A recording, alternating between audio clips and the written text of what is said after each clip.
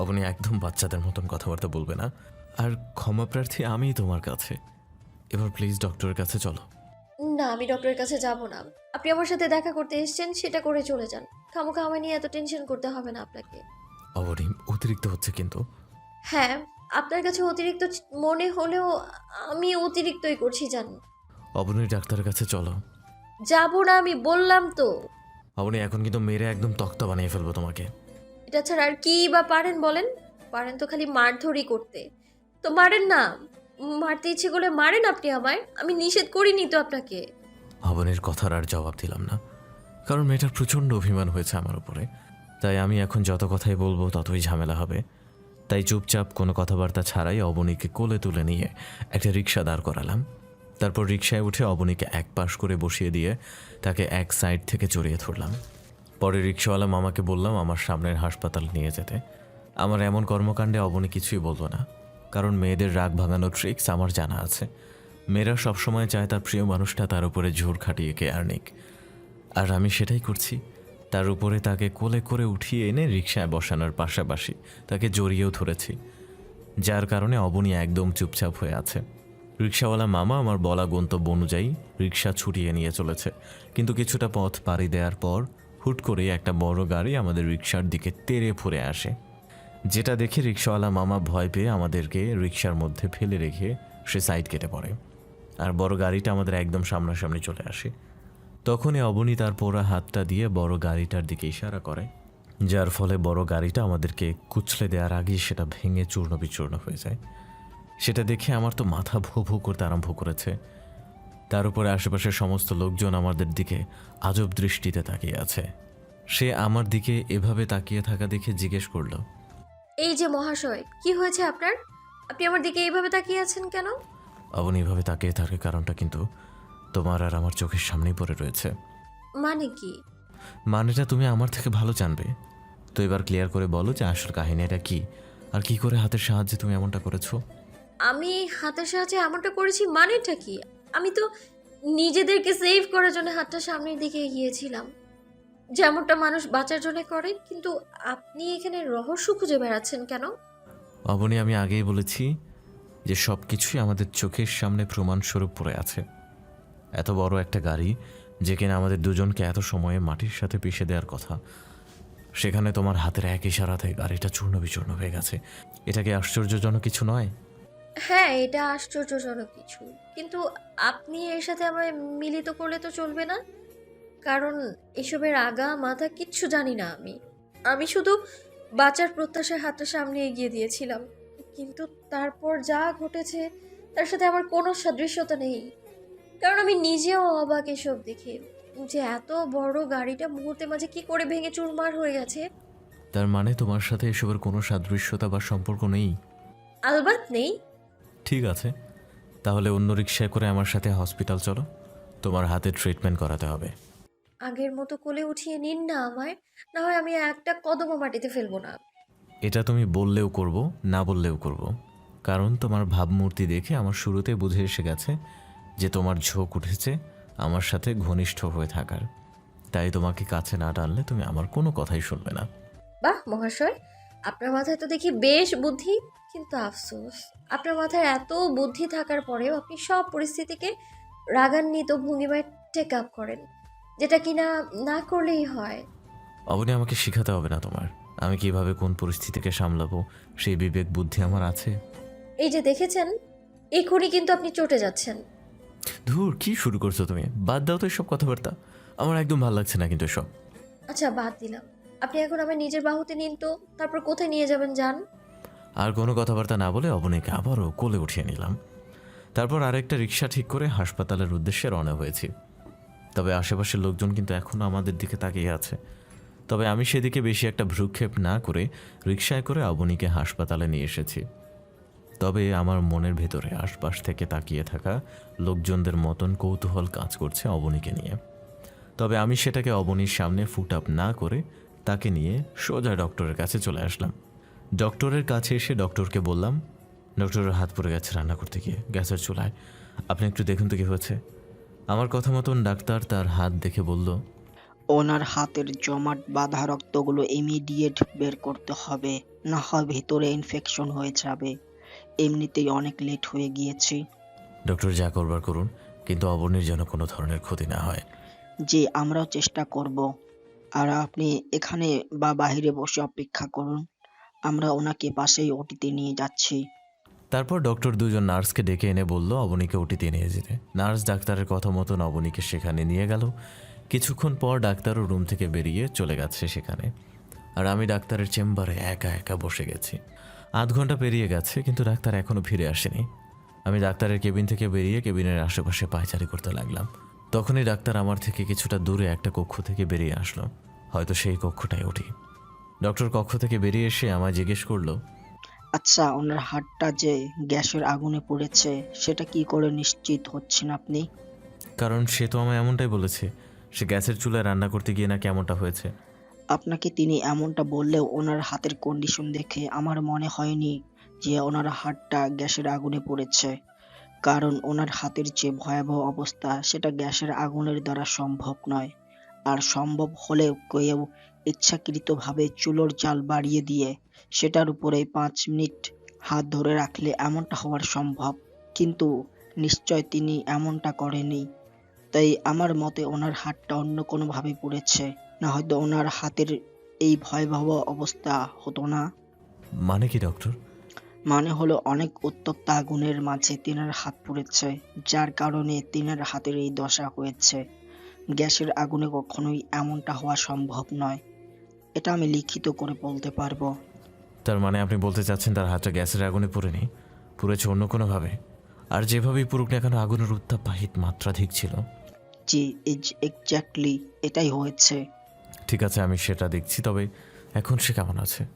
আমরা ছোটখাটো একটা সার্জারি করে ওনার হাতের জমাট বাঁধা ব্লাডগুলো বের করে ফেলেছি। উনি এখন ঠিক আছেন। আর কিছুদিন আমার সাজেশন মতন ঔষধ কন্টিনিউ করলে উনি আর ওনার হাত পুরোপুরি সুস্থ হয়ে যাবেন। ধন্যবাদ ডক্টর। আচ্ছা, আপনি চেম্বারে আসুন। নার্স কিছু সময়ের মাঝে ওনাকে আমার চেম্বারে নিয়ে আসবে। ডাক্তার আমাকে ওনার চেম্বারে যেতে বলে হাঁটা দিল, কিন্তু আমার মাথায় ওনার কথাগুলো গোলক ধাঁধার মতন ঘুরপাক খাচ্ছে। কারণ অবনী বলল তার হাত রান্না করতে গিয়ে পুড়েছে, মানে গ্যাসের আগুনে। ডক্টর বলছে তার হাত গ্যাসের আগুনে পুড়ে নেই, কারণ গ্যাসের আগুনে এতটা উত্তাপ বা হিট প্রোভাইড করতে পারে না এত অল্প সময়ে। বেশ চিন্তায় পড়ে গেলাম এসব কথাবার্তা শুনে। বেখেয়ালি হয়ে পড়েছি ডাক্তারের কথা শুনে। তখনই মনে হলো ডক্টর আমাকে চেম্বারে যেতে বলেছে ওনার। তাই চিন্তা ভাবনার অবসান ঘটিয়ে ডক্টরের চেম্বারে গেলাম। চেম্বারে যেতেই উনি আমাকে অবনীর জন্য প্রেসক্রিপশনে ঔষধ লিখে দিয়ে বলল, ঔষধগুলো ওনাকে কন্টিনিউ করাবেন, না হয় হাতের কিন্তু ইমপ্রুভমেন্ট হবে না। আচ্ছা। প্রেসক্রিপশন হাতে নিয়ে অবনীর জন্য অপেক্ষা করছি। এর মধ্যেই নার্স অবনীকে সাথে করে নিয়ে চেম্বারে ঢুকলো। অবনীর হাতে ব্যান্ডেজ করে দিয়েছে ডক্টর।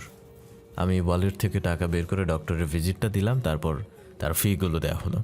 অবনীর কাছে গিয়ে তাকে ডাক্তারের সামনেই কোলে উঠিয়ে নিয়েছি, যেটা দেখে ডাক্তার মুচকি হাসি দিয়ে বলল, মহাশয়, ওনাকে অনেক ভালোবাসেন মনে হয় আপনি। জি।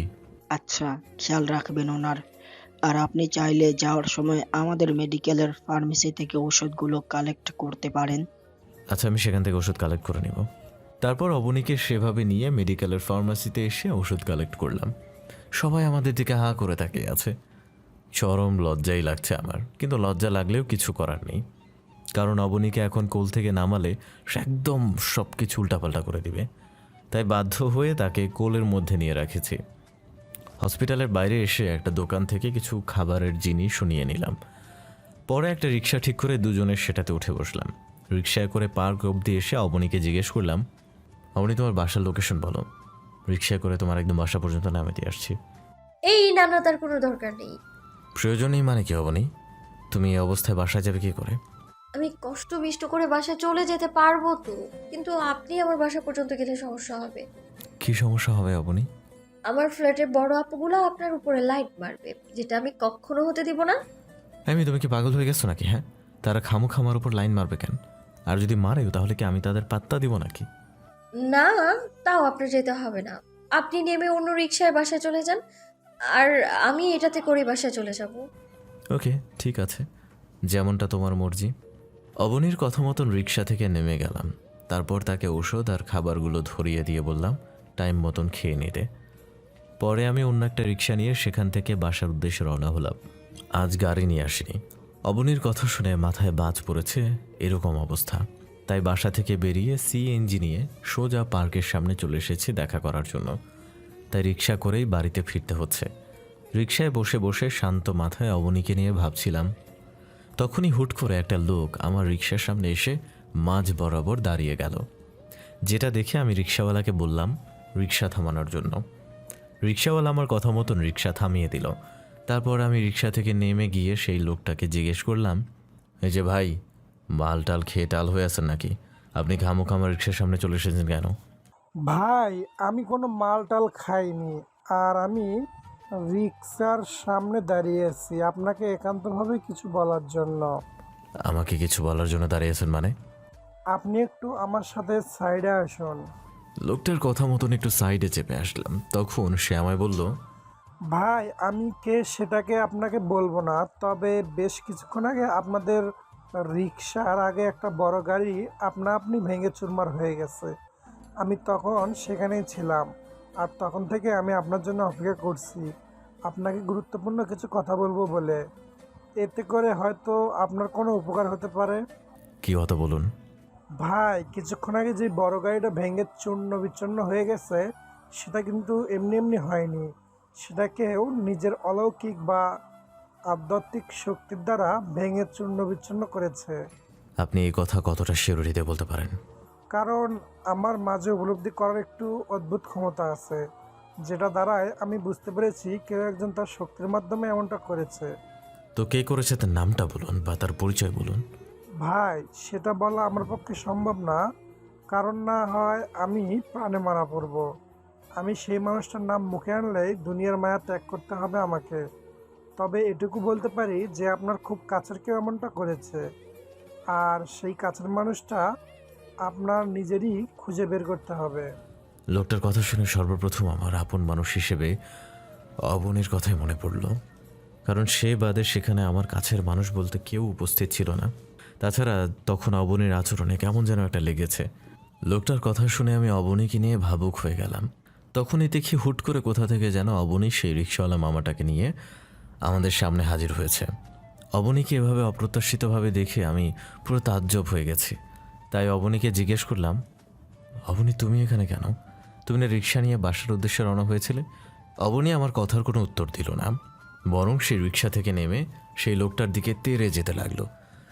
যেই লোকটা কিনা আমার পথ আটকেছে একটু আগে। অবনী লোকটার দিকে এভাবে তেড়ে যেতে দেখে লোকটা মুহূর্তের মধ্যেই আমার সামনের দিকে দৌড় মারে, যার পর কিনা লোকটা হুট করেই আমাদের চোখের সামনে থেকে গায়েব হয়ে যায়, যেটা দেখে আমার গা পুরোপুরি শিউরে উঠেছে। আমি বেকুবের মতন চুপচাপ চোখ বড় বড় করে রাস্তার দিকে তাকিয়ে আছি। ঠিক সেই সময় অবনী ফিরে এসে পেছন থেকে আমায় জড়িয়ে ধরে আমার ঘাড়ে চুমু খেতে আরম্ভ করলো। কী সব বিস্ময়কর ব্যাপার স্যাপার ঘটছে আমার সাথে। এসব দেখে মনে হচ্ছে যেন এক্ষুনি নিজের হুঁশ জ্ঞান হারিয়ে বসবো। কিন্তু না, তার আগে অবনী থেকে কিছু বিষয় জেনে নেওয়া দরকার আমার। তাই অবনীকে নিজের শরীর থেকে ছাড়িয়ে নিয়ে জিজ্ঞেস করলাম, অবনী কাহিনীটা একটু বলবে? তুমি সেই লোকটাকে এভাবে ধাওয়া করলে কেন? আর তাছাড়া তুমি তো এই সময়ে বাসায় থাকার কথা, কিন্তু তুমি এই অবস্থানে কি করছো? দেখুন, কাহিনী কিছুই না। আমার ভালো লাগছিল না, তাই আপনার সাথে কথা বলার জন্য আবার ফিরে এসেছি আমি। কিন্তু এসে দেখি সেই লোকটা আপনার পথ আটকে আপনার সাথে কী সব ফুসুর ফাসুর করছিল, তাই তাকে ধাওয়া করেছি আমি। অবনী, আমি কিন্তু দুধের বাচ্চা না। তোমায় নিয়ে আজ বের হয়েছি পর্যন্ত কিন্তু অনেক কিছুই ঘটছে। শুরুতে গাড়ি দুমড়ে মুচড়ে আপনি চুরমার হয়ে গেছে। এখন আবার বাসায় যাওয়ার বদলে অদ্ভুতভাবে ফিরে সেই লোকটার পেছনে ছুটেছ, যে কিনা আমাদের চোখের সামনে দৌড় দিয়ে হুট করে অদৃশ্য হয়ে গেছে। আর তার চাইতে বড় কথা, আমি এখনও এখানে আছি। তুমি সেই খবর জানলে কি করে? দেখুন, আপনি আমার সন্দেহ করা বন্ধ করুন। আমি আগেই বলেছি যে গাড়ি কিভাবে ভেঙে চুরমার হয়েছে সেটা আমি জানি না। তার উপর এই লোকটা আপনার পথ আটকে আপনার সাথে ফুসুর ফুসুর করছিল, তাই তাকে ধাওয়া করেছি আমি। আর তার একমাত্র কারণ আমি আপনার সাথে আরও কিছুটা সময় কাটাতে চাই। আচ্ছা যাও, তোমায় সন্দেহ করলাম না, কিন্তু এটা বলো যে তোমার হাতটা পড়েছে কি করে? কেন? এটা তো আগেই বলেছি আপনাকে। রান্না করতে গিয়ে গ্যাসের চুলার আগুনে হাতটা পুড়িয়ে ফেলেছি আমি। তাহলে ডক্টর যে বললো তোমার হাত গ্যাসের আগুনে পুড়েনি, হাত পুড়েছে অন্য কোনোভাবে? ও মা, ডক্টর কি করে এতটা কনফিডেন্স নিয়ে বলতে পারে এই কথাটা? সিনক্রিয়েট কি ওনার সাথে হয়েছে না আমার সাথে, যে উনি এতটা কনফিডেন্স নিয়ে বলছে আমার হাত অন্য কোনোভাবে পড়েছে? সিনক্রিয়েট তোমার সাথে হলেও তিনি অনেক কিছু আঁচ করতে পেরেছে, কারণ তোমার হাতের অবস্থা অনেক বেগতিক। তোমার হাতে যেভাবে করে জখম হয়েছে সেটা হাতে আগুনের অনেক উত্তাপ থাকা প্রয়োজন, যেটা গ্যাসের চুলোতে নেই। আর থাকলেও সেটা গ্যাসের চুলায় আগুনের সেই উত্তাপ তৈরি হতে মিনিট 5 সময় লাগবে। তাহলে তুমি অবশ্যই এতটা সময় ধরে আগুনের উপরে হাত দিয়ে বসেছিলে না, বা তোমার সাথে সিন ক্রিয়েট হলে সেটা এতটা সময় ধরে হয়নি। তাহলে বলো কিভাবে হয়েছে এসব? দেখুন, ডক্টরের সেই ভুলভাল কথা শুনে আমার উপর রিয়্যাক্ট করবেন না প্লিজ। কারণ সে একজন ডক্টর, উত্তাপ মাপবার কোনো যন্ত্র তো নয়। আমার হাতের অবস্থা দেখেই একদম সচ্ছলতার সাথে বলে দিবে কি করে সে এই হাত 5 মিনিট 3 সেকেন্ড আগুনের উপরে ছিল। তাই ওনার কথা শুনে রিয়্যাক্ট না করার অনুরোধ করব আমি আপনাকে। অবনী, তোমার কথা বিশ্বাস করবো না ওনারটা বিশ্বাস করবো বলো? তিনি খামোখা মিথ্যা কেন বলবেন? আর এটা তো তোমার হাত দেখে মনে হচ্ছে না যে এটা গ্যাসের চুলে রান্না করতে গিয়ে হয়েছে। মহাশয়, আপনাকে আর বোঝাবার সামর্থ্য নেই আমার। তবে এইটুকু বলছি, আমার হাত গ্যাসের চুলার আগুনেই পড়েছে। এবার বিশ্বাস করা আর না করা আপনার ব্যাপার। আমি বাসায় চলে গেলাম। এই বাসে যাবে কেন? তুমি না আমার সাথে আরও কিছুটা সময় কাটাতে চাও? প্রিয়, সেই পরিস্থিতিটা নেই আর বর্তমানে। কারণ আমি আপনার রাগ সহ্য করতে রাজি আছি। আমি আপনার হাতে কষে থাপ্পড় খেতেও রাজি আছি। আমি আপনার কথায় পুতুলের মতো নাচতে রাজি আছি। কিন্তু আমাকে নিয়ে আপনার তৈরি ভুল ধারণা, ভুল চিন্তা ভাবনা, এগুলোকে সম্মতি জানাতে আমি রাজি নই। আচ্ছা যাও, আমি তোমার কথা বিশ্বাস করেছি। এবার দেখি রাগটা কমিয়ে ফেলো। আমার রাগ হয়নি, মন খারাপ হয়েছে। আচ্ছা দেখি, আমি সেটাকে ভালো করে দিয়ে দিচ্ছি। এটা বলেই মেয়েটাকে এবার নিজের কাছে টেনে নিলাম। তারপর একাধিক তার কপালে স্পর্শ করেছি। মেয়েটা আমার স্পর্শে একদম শিউরে উঠেছে, কিন্তু আমার তাতে কিছু যায় আসে না। কারণ কোনো মানুষের মধ্যে যখন কোনো কিছুর নৈশাক্ততা ভর করে তখন সে এক প্রকার উন্মাদ হয়ে যায়। সেই কন্ট্রোল তার উন্মাদনা না কমলে ফিরে আসে না। আর তাছাড়া কোনো মানুষও চাইলে সে উন্মাদকে কন্ট্রোলে আনতে পারে না। সেখানে অবনীত নিজেই আমাকে সাড়া দিচ্ছে, তাহলে তো কোনো কথাই নেই। অনেক লম্বা সময় ধরে অবনীকে আমার কাছে জিম্মি করে রেখেছি। তারপর অবনীকে ছেড়ে দিয়ে রিকশায় তুলে দিব, এমন সময় দেখি আমাদের দুজনের রিকশাওয়ালা মামা আমাদের দিকেই তাকিয়ে আছে। দেখে জিজ্ঞেস করলাম, মামা আপনারা দাঁড়িয়ে আছেন যে? তখন দুজনেই উত্তর দিল তাদের ভাড়া নাকি আমরা কেউই পরিশোধ করিনি। তাই অবনীকে তার আগের রিকশাকে তুলে দিয়ে অধিক পরিমাণে ভাড়া প্রদান করলাম রিকশাওয়ালাকে। আর আমিও আমার ঠিক করা রিকশা উঠে একইভাবে বাসায় চলে আসলাম। বাসায় এসে রিকশাওয়ালাকে ভালো একটা অ্যামাউন্ট দিয়ে দিলাম। পরে বাসায় চলে আসলাম। বাসায় আসতেই রাজ এসে আমায় বলল, ভাই আপনি গিয়ে আগে ফ্রেশ হয়ে নিন, তারপর জরুরি কিছু কথা আছে। আচ্ছা কিছুক্ষণ পর আমার রুমে চলে আসিস তুই। আচ্ছা ভাই। নিচ থেকে রুমে উঠে এসে ফ্রেশ হয়ে নিলাম। কিছুক্ষণ পর রাজ রুমের দরজার সামনে এসে বলল, ভাই আসবো? আরে আয়, ভেতর প্রবেশ করার জন্য তোর আবার অনুমতি লাগে নাকি? না ভাই লাগে না, তবে তাও অনুমতি নিয়ে ঢুকলাম, কারণ আপনি বাহির থেকে এসেছেন, কোনো কাজও তো থাকতে পারে আপনার, বা রেস্টও করতে পারেন। আরে না, তেমন কিছুই নেই। আচ্ছা বল, কি বলবি? ভাই মিনিস্টার সাহেব ফোন করে জানিয়েছে আজ নাকি শহরের অনেক কয়েকটা বড় বড় শপিং মলে হনুমানগুলো ধ্বংস বিদ্রুপ চালিয়েছে। তারা নাকি শপিং মলকে ভেঙে চুরে আগুন দিয়ে জ্বালিয়ে দিয়েছে। সরকারের স্পেশাল ফোর্স নাকি তাদেরকে আটকাতে গেলে হনুমানগুলো তাদেরও নাকি নাজেহাল বানিয়ে ছেড়ে দিয়েছে। তাই মিনিস্টার সাহেব ফোন করে আপনার কাছে সাহায্য চেয়েছে। তিনি বলেছেন যদি সম্ভব হয় আপনাকে কিছু করতে, দরকার হয় আপনার সাহায্যের জন্য দেশের সবচাইতে শক্তিশালী ফোর্স মোতায়েন করবেন। তবে তিনাদের একার পক্ষে নাকি এসব কিছুকে সামলানো দুঃসাধ্যের ব্যাপার। কখন ফোন করেছে তোকে? ভাই কিছুক্ষণ আগে, আর ঘটনা ঘটেছে দুপুরের দিকে। আচ্ছা ঠিক আছে, তুই আবার ফোন করে বল যে লোকজনের প্রয়োজন নেই, আমি আমার মতন করে দেখব। অবশ্য আমরা নিজেরাও তো এদের পিছু নিয়েছি, কিন্তু হাত লাগছে না একটাও। আচ্ছা ভাই বলে দিচ্ছি, কিন্তু আর একটা কথা বলার বাকি আছে। ভাই মিনিস্টার সাহেব কথা বলা শেষ করে শপিং মলের সামনে একটা সিসিটিভি ফুটেজে মেল পাঠিয়েছে, যেটাতে কিনা একটা মেয়েকে অনেক কয়েকবার শপিং মলের সামনে ঘুর ঘুর করতে দেখা গেছে। মেয়েটা নাকি প্রথমে শপিং মলের সামনে অনেকটা সময় ধরে ঘুরঘুর করছে, তারপর পরবর্তীতে ঘোরা বাদ দিয়ে রেখে চুপচাপ শপিং মলের ভিতরে প্রবেশ করে। আর তার কিছুক্ষণ পর একজন মেয়ে আর আরেকজন ছেলে মিলে সেই শপিং মলটাতেই ঢোকে। তাদের মুখে মাস্ক দিয়ে ঢাকা ছিল। তারা শপিং মলে ঢোকার পরেই নাকি এই অবস্থা হয়েছে। তবে অবাক করা কাণ্ড হচ্ছে